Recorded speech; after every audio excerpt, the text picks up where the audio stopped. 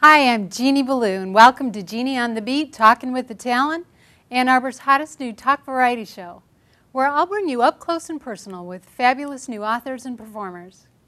Tonight we have with us Kevin Roberts, author of Cyber Junkie, Escape the Gaming and Internet Trap. As Kevin says, video gaming and internet surfing are the top sources of entertainment for tens of millions of North Americans today. As these technologies continue to grow and flourish, so does the number of people becoming obsessively absorbed in the fantasy they present.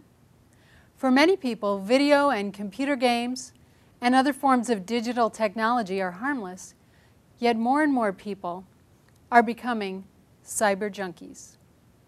My guest tonight, Kevin Roberts, is a recovering video game addict who runs support groups to help cyber addicts.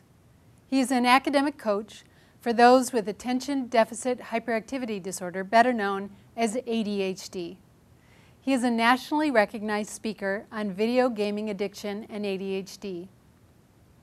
Kevin also performs stand-up comedy and is presently developing a one-man show about his life. So welcome, Kevin. I'm so glad to have you here. Thanks so much for having me, Jeannie. Yeah. It's great to be here. Great, great. So I hear you just had a wildly successful reading at the Borders in downtown Ann Arbor. So how did that go? It went very well. I guess what says it all is that we sold out. They didn't have any more books to sell. That's pretty impressive for a first-time author. Congratulations. So Kevin, in your own words, you call yourself a recovering cyber junkie. Can you tell us what that term means and how you came to be a cyber junkie? Well, I think the term applies to people who excessively make use of the offerings and entertainment afforded by the cyber world, whether that's Facebook, video games, internet surfing, a whole host of things. And for some of us, those are just occasional amusements, things that we use to enhance our lives, whether it's using Facebook to communicate with friends and family, catch up with former acquaintances, or just playing video games after work to unwind. But for some people, those behaviors become compulsive. They become obsessive. And instead of enhancing life, they destroy potential. Mm-hmm. And, you know, so over 10 years, it's close to 14,000 hours that I put in on video games. So, yeah, I'm an expert at video games in the cyber world, but those hours didn't really help me achieve my dreams. It was sort of time that was snatched from my life. Mm-hmm. So tell us a little bit more about your experience. How it sort of happened with me? Yeah. Well, in the spring of 1993, I was attending the University of Michigan right here in Ann Arbor, mm-hmm. and I had 12 credits on a half term. So that was an incredible load. It's like taking 24 credits during the normal school year. And after that time, I was very burned out, and so I only had enough in me to take one class in the summer. Mm-hmm. Well, that gave me a lot of free time. And it just so happened that there was a game called Civilization that had been loaded on every computer in the Angel Hall computer lab, and oh, that game called to me. It was sort of like I was a big Army man kid when I was, toy soldiers, and military was what I thrived upon. Mm-hmm. When I got to Civilization, it was as if those childhood memories came to life. Mm-hmm. I was hooked. Oh. And that summer I probably gamed 600-700 hours in the course of a couple months. Great. I would love to have you read from your book a little bit about some of your experiences. All right. Well, I'll tell you what, I'm going to read from a section that was sort of phase 2 of my gaming addiction, because after Civilization I got addicted to something called Age of Empires, in which you build up and advance through the course of civilization to take your civilization to greater heights, and you could battle people all over the world via the internet. It entranced me so much that I, on several occasions, gamed for 50 hours with little naps here and there. Yeah. Straight? 50 hours straight? No, I mean there were naps, but it was, and then I would crash for several days. Jeez. So I'll read a little segment. Okay, great. The phone rang, and I initially didn't answer. The caller was persistent, however. I finally decided to pick up because the ringing was breaking my gaming concentration. I had told all my friends that I was out of town, so I couldn't imagine who it might be. "Hello?" I barked into the phone.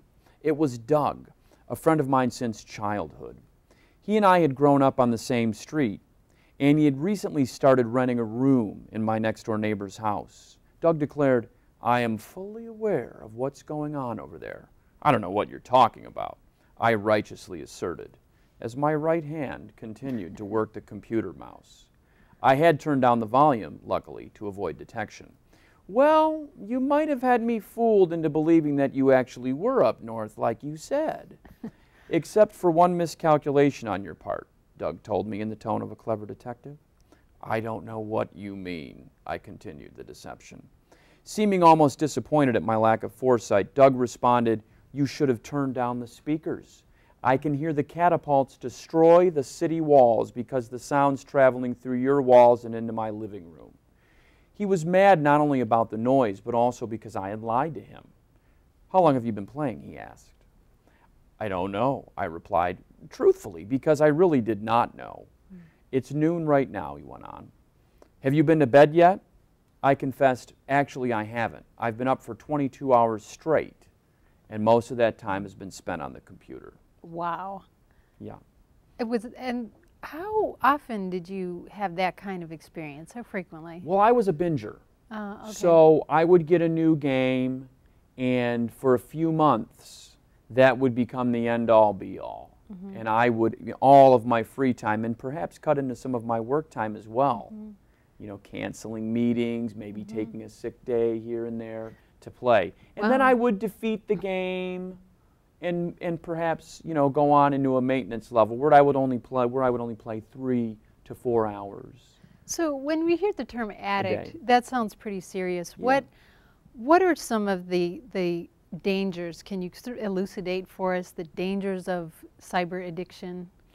Well, the research is still being done, but it's pretty clear from preliminary studies that have been performed that some people have brains that make them more susceptible to video gaming addiction. Now, of course, we have decades of research on the cerebral underpinnings of addiction of all shapes and forms, whether it's substance addiction or behavioral addiction. Some people just can't do these things responsibly. It gets into the, I mean, I remember being, you know, at work and thinking, "Oh, I can't wait to get to that game. If maybe I can get to level 16 today." And that's what I would be thinking about. I couldn't stop thinking about it. So one of a couple of things we look at when we consider this problem through the lens of addiction, that's just one lens of viewing this problem.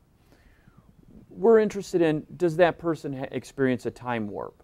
Is that person out playing a game for 5 hours and it feels like 45 minutes? That happens. Are there disruptions in sleep? Are you missing out on sleep because you're gaming? Are you getting poor sleep because you're using up so much of your dopamine in the act of gaming that you're not sleeping well?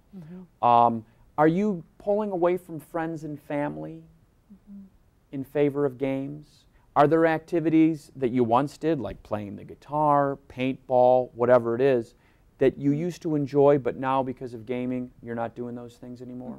Are there performance issues in school or work? Is gaming impacting your performance? And of course, when you're dealing with an addict, the addict would answer no to most of those questions. So sometimes you have to take a step back and say, you know, what's really true here? Yeah, it's sure, just like with alcoholics, you know, it's like, hey, I can handle it, it's fine, no problem. And one of the things we talk about with the classic addiction model is indulging in the substance, or in this case, behavior, in spite of negative consequences. So for me, it was carpal tunnel syndrome.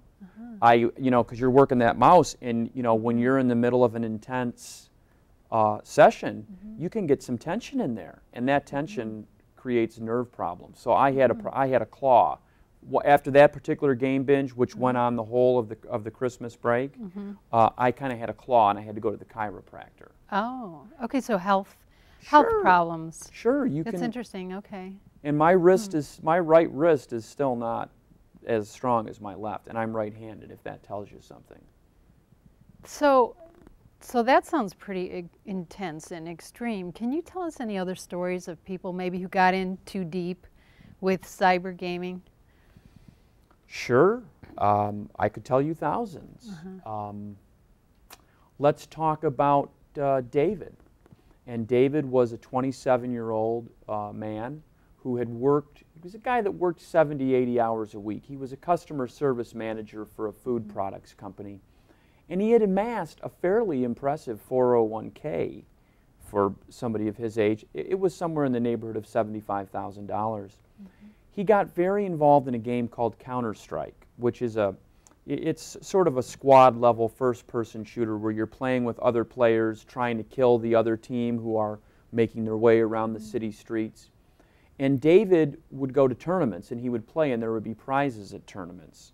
And David had quit his job, cashed in his 401k, and devoted his life to Counter-Strike. Wow. Now, you know, Jeannie, this is an extreme example. And this, with the naivete of a 10-year-old who thinks he's going to be a pro quarterback, David thought he was going to be a professional gamer and make big money. Now, there are lots of extreme stories like that. But I think the bigger problem here is less about people like David and more people like me who are fulfilling most of the responsibilities and obligations in their lives, but they're neglecting their family, they're neglecting their friends. They've got all sorts of dreams, but because you can't fulfill and pursue your dreams when you're going home and playing 3 or 4 hours every night. If you come home from work and you sit on Facebook doing Mafia Wars in Farmville, you're not going to really be working toward the kind of life that you want to have. So a lot of the games that you've mentioned so far, like military kind of games, which sound like they're probably pretty high levels of fantasy violence. Sure. What about this idea of video games leading to real life violence? I know that's been a real question. Well, there are several studies. Now, a lot of this goes back to, I think it was it 1999, the Columbine incident? Dylan Klebold and Eric Harris.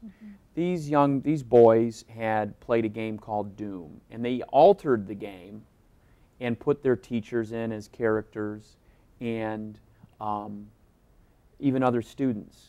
And so you take this violent video game that they were playing into which they were injecting people from their academic lives, their school, and then they went and killed those people. Now, since then, there's been a great focus on violence these violent video games are creating violence in our children. No studies support that. In fact, the studies that I believe are credible suggest that there are just certain kids with a high degree of what psychologists would call neuroticism and a low degree of what psychologists would call agreeableness. These kids should not play violent video games. But most kids can do them without any trouble. And in fact, many people play these games and it's a stress release. It's a relief from the stress and the cares of their lives. So it could be considered almost a healthy thing. Absolutely. As you might go hit a like punching bag, or you may go play paintball. Or pool or whatever. Right. Okay, great. When we're talking about this as an addiction though, how bad is it on a national level? There are a lot of studies, and some studies say that 8% of video game players have excessive issues.